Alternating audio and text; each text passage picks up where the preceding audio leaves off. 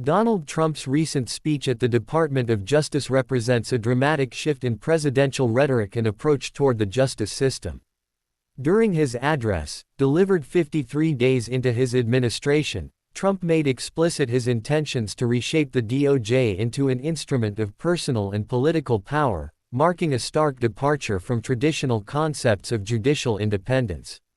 The speech contained numerous direct attacks on media organizations, with Trump specifically targeting CNN, MSNBC, The New York Times, The Washington Post, ABC, and CBS.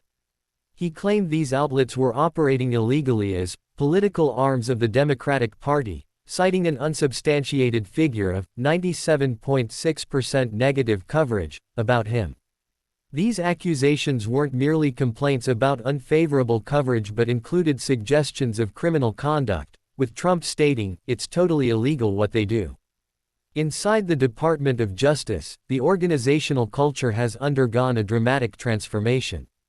Former DOJ officials describe a chilling effect on internal discussions, where previously animated debates among senior officials have given way to fearful silence.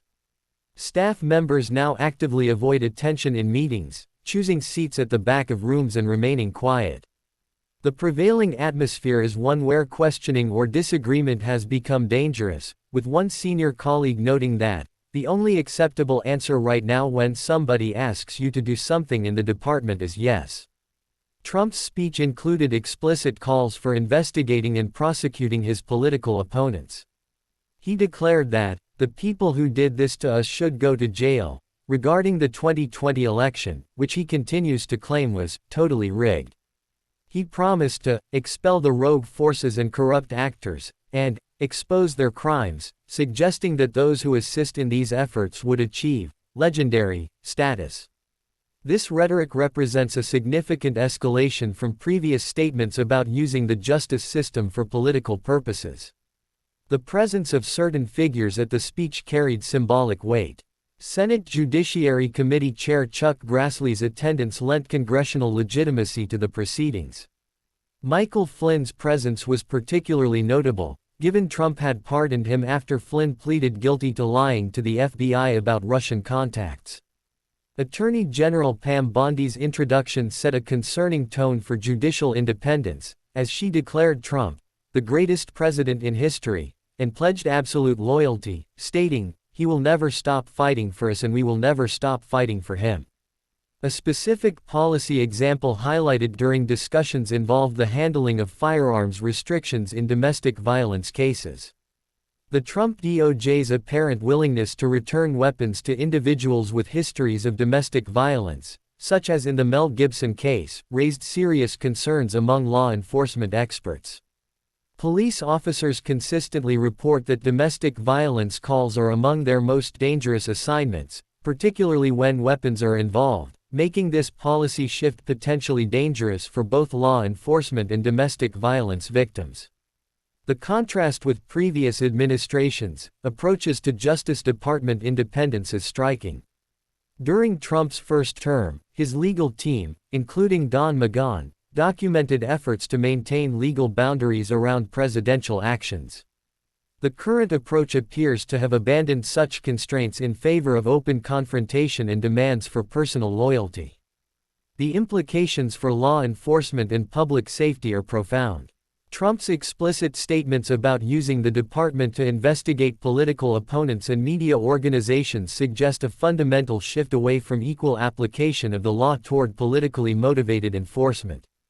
This transformation is particularly concerning given the reported enthusiasm from some DOJ staff members, who were observed cheering during Trump's attacks on investigations into his conduct.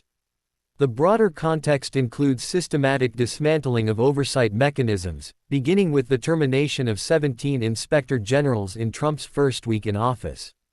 This wholesale removal of accountability measures, combined with the explicit politicization of the DOJ, creates a dangerous precedent for democratic institutions and the rule of law. The public nature of these statements marks a significant escalation from previous attempts to influence Justice Department operations. Rather than working through private channels or maintaining plausible deniability, Trump's direct and public statements about using the DOJ for political purposes represent a new phase in the challenge to institutional independence. Career DOJ officials have expressed grave concerns about the impact on department operations.